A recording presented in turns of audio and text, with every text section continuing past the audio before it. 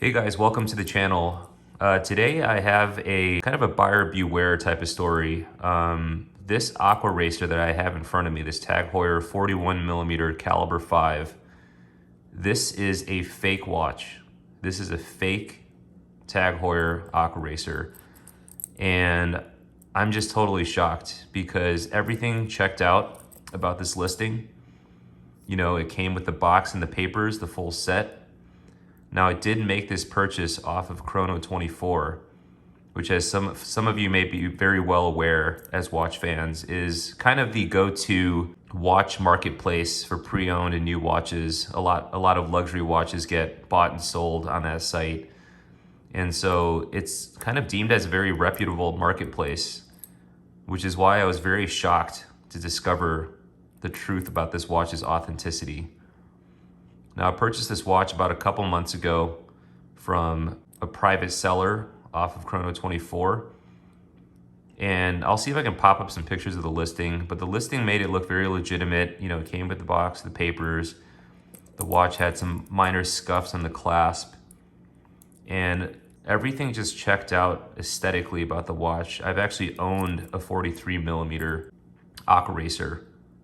Same color configuration, same automatic movement. So everything on the listing looked very legit, and I pulled the trigger. It was a really good price. Not too low, not suspiciously low or anything like that. I think it was about $1,200, $1,300, which is definitely on the lower end. Everything checked out, everything looked good on the watch. The proportions, the fit and the finish, even the clasp, all really checked out. And this also has a diver's extension. But there was one detail that kind of stood out to me, and you can see the bezel action is really good as well. The detail that kind of stood out to me that I thought was a little odd was, if you guys can make it out, you can see that the Cyclops lens on the date isn't exactly centered. You can see there's kind of some reflections off of the 9, and it's not perfectly centered. You can see it on the top and the bottom. That made me scratch my head a little bit. I was actually looking at some photos of the watch, and every photo that I saw had a perfectly centered date window where there was not as much of that reflection going on the top and bottom. So that made me scratch my head a little bit. And another thing was that the clasp, when I put it on wrist, it wasn't very secure. There was a little bit of give there, and it didn't close securely. So right off the bat, those were two things that were a little suspicious to me. There were a couple of other things that drove me to investigate it further. First of all, and this happens sometimes when the watch gets purchased from, you know, a secondhand retailer. In this case, supposedly the watch came from Eterno, but this watch came with a quartz chronograph instructions and guarantee card, which was a little odd to me considering this is a dive watch. Not totally uncommon to see though, since when I first purchased my 43mm Aquaracer off of Joma Shop, I think they actually had a booklet, like a quartz chronograph booklet, that came with the watch as well.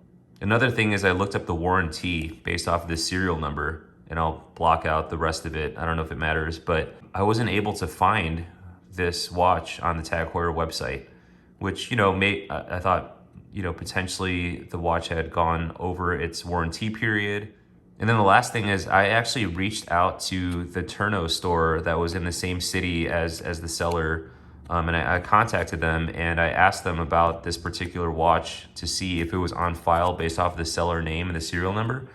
And they actually did not have this watch on file, no record of the transaction. They were saying that potentially maybe it was a gift, and that's the reason why the seller's name was not listed. So we tried a variety of ways to look it up. We tried the seller's name, we tried the serial number, and we tried the date to try to find that transaction, and it wasn't pulling up. So that really drove me kind of over the edge and made me want to investigate a little bit further. Now, bear in mind, this whole time I was actually contacting the seller and trying to get some more information on the warranty, asking a few questions about the clasp and the date magnifier.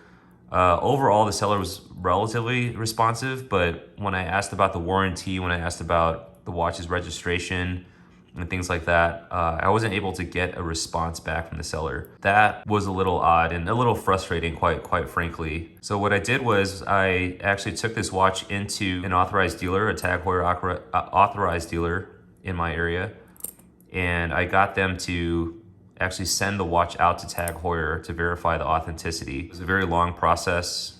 I think it was like delayed, and you know, Tag Heuer's repair center is not exactly world class in terms of its speed and its responsiveness. Just so you guys know, I actually had to call in a couple times to check on the status. But anyways, the watch was with Tag Heuer for a couple weeks. I got a call from the customer rep that I've been working with, and she actually gave me an update and said that the watch was indeed not authentic. Basically, it said that the watch was not our product. It's a counterfeit watch. They basically sent the watch back to me, and I contacted Chrono24 afterwards and let them know that you know, I was sold a counterfeit watch. What happened next was that Chrono24 contacted the seller, and the seller was actually relatively cooperative. They mentioned that all I would need to do is send the watch back to the seller, and the seller would refund me my money. So I'm actually in the process of getting this shipped back. I really hope that you know, the refund process is really smooth as well. And I think they said they would look into some of the other sellers' listings, make sure everything else checked out, also sort of reevaluate the seller's credibility to see if you could continue listing on the site. And it's interesting because the seller actually did not have a track record of any counterfeit watches. So maybe this was just a one-off situation where the seller purchased this watch secondhand and decided to resell it. Whatever the case may be, still unfortunate that it happened. If I wasn't such a big watch nut and I didn't look out for all those little details and try to verify the warranty and all that. And I guess luckily for me, I actually owned the 43mm model. So I kind of sort of knew what to look out for, which definitely helped. I guess sort of the buyer beware lesson here is just never assume that anything that you purchase secondhand is always 100% legit. Even though things might add up on the surface. You know, it comes with a box, it comes with the cards, the instruction manual, the watch looks relatively legit. The devil's really in the details. That's really what horology is kind of all about. The devil's in the details and the movements, and just the level of detail that these counterfeit watches can have these days is just astonishing. It's really, I think they've really upped their game. And I don't know if this is like a fully counterfeit watch. They didn't provide the details. I don't know if it's like the case and the bezel are still authentic, and then they just, you know, swapped out the movement for a really cheap 2824 or other type of movement. A lot of other things really checked out on this watch. You know, the date window is pretty smooth in terms of its operation. And I'll show you here, this watch actually snaps, the date change snaps at midnight on an authentic Tag Heuer, and this one does the same thing, which is really astonishing for a fake. You can see it just snaps right over. So I don't really know what if there are indeed authentic parts on this watch. I've always kind of been sort of really hesitant about purchasing, you know, luxury watches, luxury products secondhand.